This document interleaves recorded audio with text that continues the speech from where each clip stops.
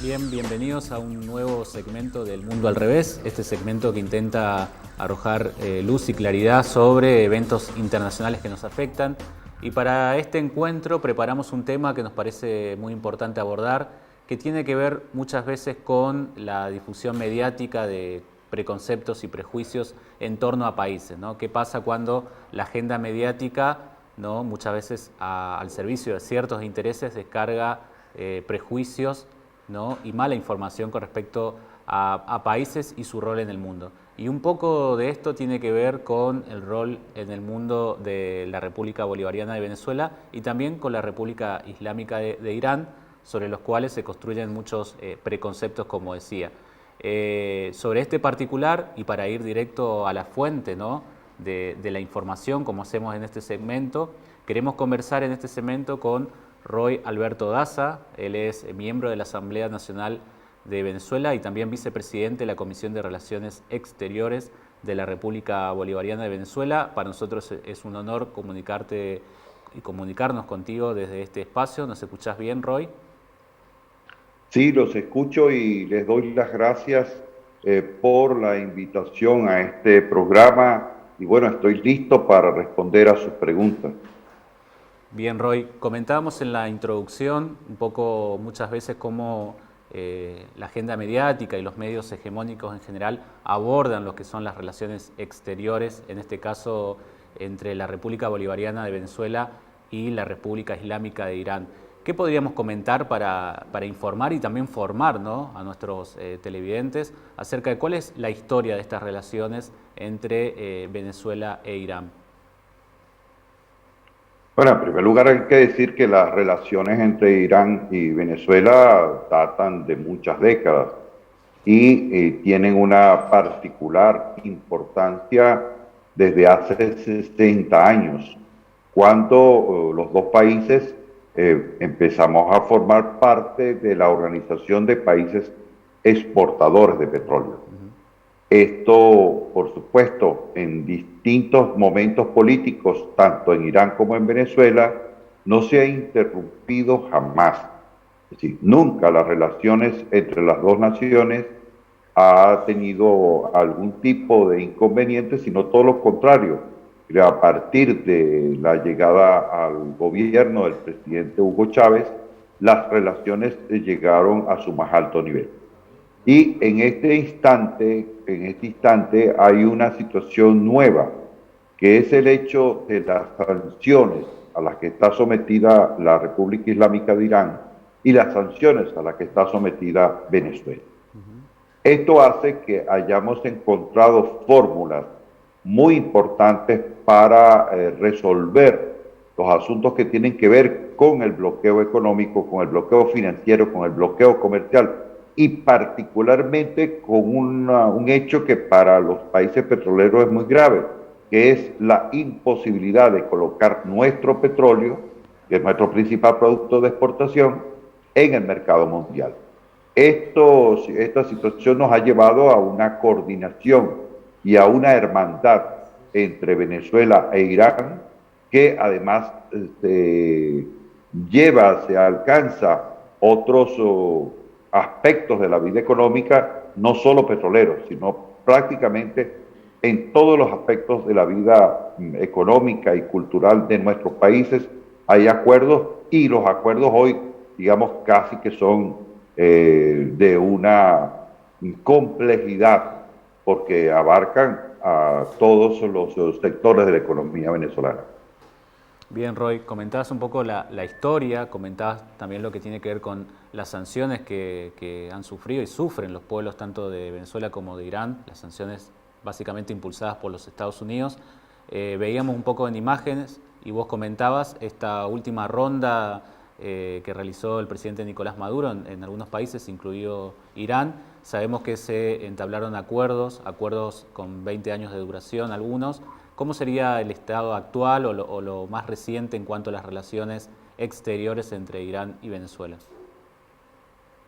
En primer lugar, hay que decir que la gira del presidente Nicolás Maduro tiene una gran importancia, porque es una respuesta política a la exclusión de la que fuimos objeto en la llamada Cumbre de las Américas, que fue la reunión de Los Ángeles promovida por los Estados Unidos, que terminó en un fracaso estrepitoso.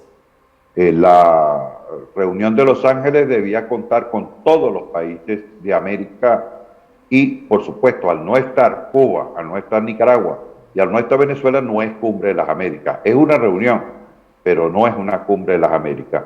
A tal efecto, nuestro presidente respondió con una gira por Turquía, por Irán, por Argelia, por Qatar, que además lleva no solo las relaciones bilaterales, que ya de por sí son muy importantes con estos países que acabo de nombrar,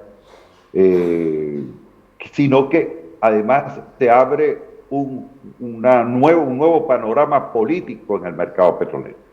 Este nuevo panorama político significa que estos países que nombré, más otros países de la Organización de Países Exportadores de Petróleo, estamos dispuestos a seguir, digamos, colaborando con el equilibrio del mercado.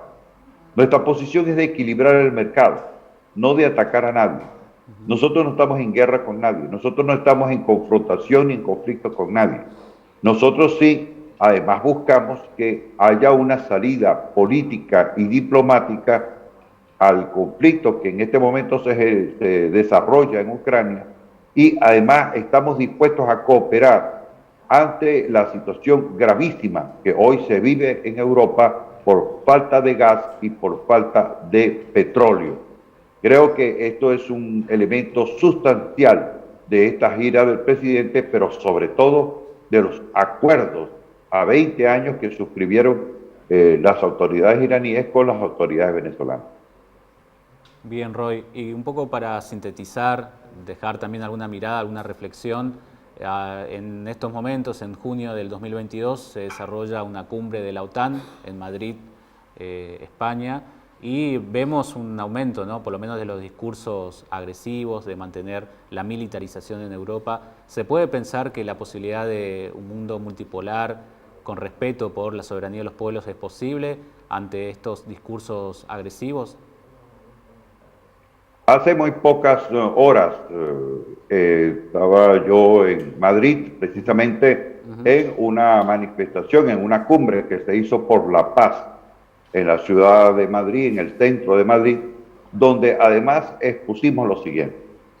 El asunto del mercado petrolero en este momento, y el mercado petrolero es el mercado del gas, el asunto que tiene que ver con el mercado de los alimentos, tiene una gran importancia para la situación de Europa y para la situación de América.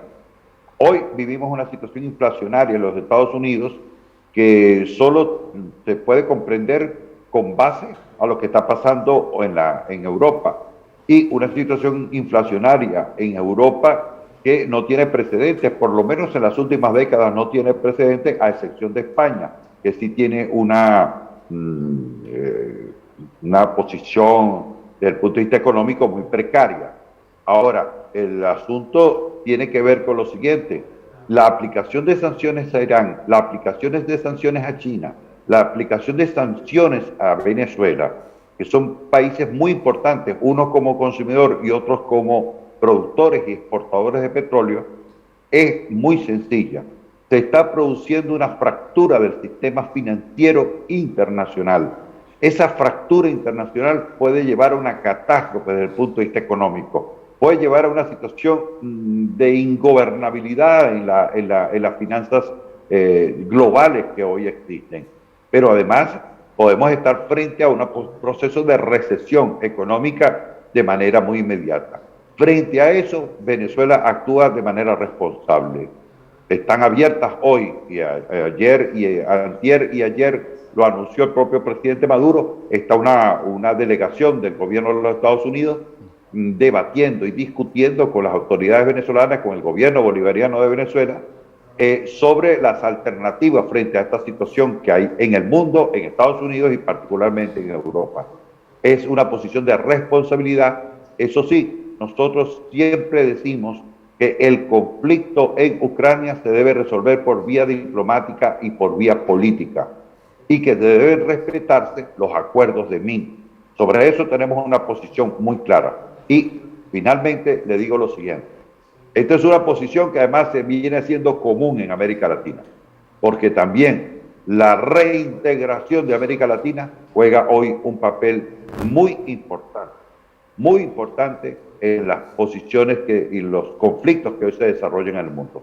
Y además de eso, nosotros creemos que la labor que está desarrollando el presidente Alberto Fernández al frente de la CELAC ha sido una labor muy significativa y que nosotros aplaudimos desde Venezuela.